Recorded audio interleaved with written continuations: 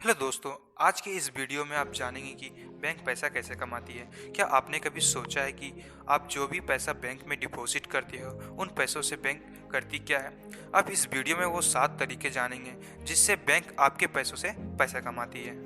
जब customer bank में पैसा डिपॉजिट करते हैं तब बैंक उन पैसों को यूज़ करती है थर्ड पर्सन को लोन देने के लिए, और बदले में बैंक उनसे 12% तक का एनुअल इंटरेस्ट चार्ज करती है। लेकिन बैंक सेविंग अकाउंट होल्डर्स को सिर्फ 4 से 5% तक का ही इंटरेस्ट पे करती है। यहाँ पर बैंक लोन से ज़्यादा इंटरेस्ट कलेक्ट करती है और डिपॉजिटर्स को कम इंटरेस्ट पे करती है।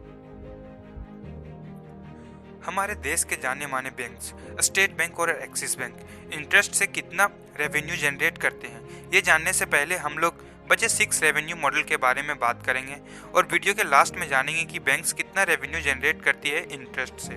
तो चलिए फिर लौटते हैं वापस अपने टॉपिक पर और बात करते हैं दूसरे रेवेन्यू मॉडल के बारे में, जिसे हम इंटरचेंज फीस कहते हैं। इंटरचेंज फीस, अगर किसी एक बैंक का अकाउंट होल्डर एटीएम में अपना कार्ड यूज करता है पैसे निकालने के लिए, तो ऐसी स्थिति में जिस बैंक के एटीएम से पैसे निकाले जाते हैं तो वह मर्चेंट बैंक हो जाता है, और ऐसे में आपके बैंक को एक निश्चित शुल्क का भुगतान करना होता है जिसे हम इंटरचेंज फीस कहते हैं। इंटरचेंज फीस दूसरे बैंक के एटीएम से एक लिमिट ट्रांजैक्शन करने के बाद लगाया जाता है। अभी के रूल के अनुसार अगर आप लिमिट क्रॉस करते हो तो आपको 21 रुपया पर ट्रांजैक्शन चार्ज किया जाता है।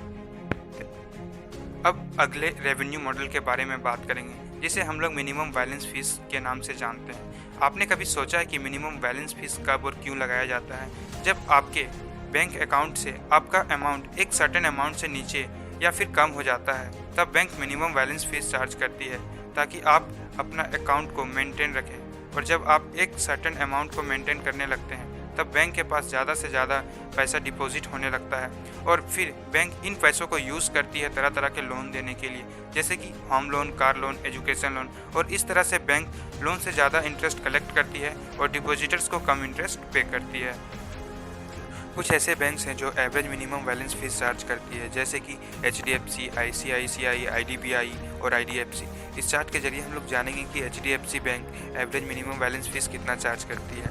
आप इस चार्ट पर देख पा रहे होंगे जो लोग मेट्रो और अर्बन एरिया से बिलोंग करते हैं और उनके अकाउंट में अगर 7,500 से लेकर 10,000 के बीच होता है तो उन्हें 150 रुपीज़ चार्ज किया जाता है। लेकिन जो लोग सेमी अर्बन एरिया से बिलोंग करते हैं उन्हें कोई चार्ज नहीं देना पड़ता है। इसी तरह से हम लोग लास्ट रो में देख सकते हैं जो लोग मेट्रो या अर्बन एरिया से बिलोंग करते हैं और उनके अकाउंट में अगर 0 रुपीज़ से लेकर 2500 के बीच होता है तो उनसे 600 चार्ज किया जाता है। लेकिन वहीं पर जो सेमी अर्बन एरिया से बिलोंग करते हैं उनसे सिर्फ 300 रुपीज़ चार्ज किए जाते हैं।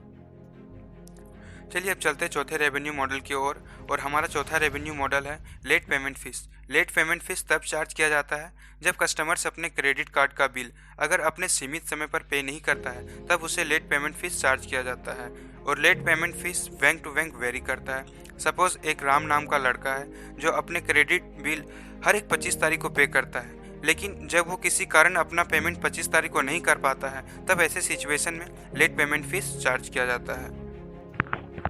अब हम लोग जानेंगे कि डेबिट कार्ड रिप्लेसमेंट फीस से बैंक कैसे कमाती है। हम लोग स्टार्टिंग में देख चुके हैं कि बैंक इंटरचेंज फीस से कैसे कमाती है, लेकिन इस रेवेन्यू मॉडल में हम लोग जानेंगे कि बैंक अपने अकाउंट होल्डर से कब debit card replacement fees charge करती है। सपोज आपका डेबिट कार्ड खो जाता है या फिर किसी कारण से काम करना बंद कर देता है, और उसके बाद आप जब भी डेबिट कार्ड के लिए अप्लाई करते हो तब बैंक आपसे debit card replacement fees charge करती है, और इस तरह से bank debit card replacement fees से भी कमा लेती है। बैंक अपना रेवेन्यू अदर सोर्सेज जैसे इंटरेस्ट ऑन इन्वेस्टमेंट और फॉरेक्स ऑपरेशन से भी करती है। अगर आप वीडियो को यहाँ तक देख चुके हैं तो चलिए वापस एक बार देखते हैं कि आपने इस वीडियो से क्या सीखा। आप इस वीडियो से वो 7 तरीके सीखे जिससे बैंक अपना रेवेन्यू जनरेट कर पाती है।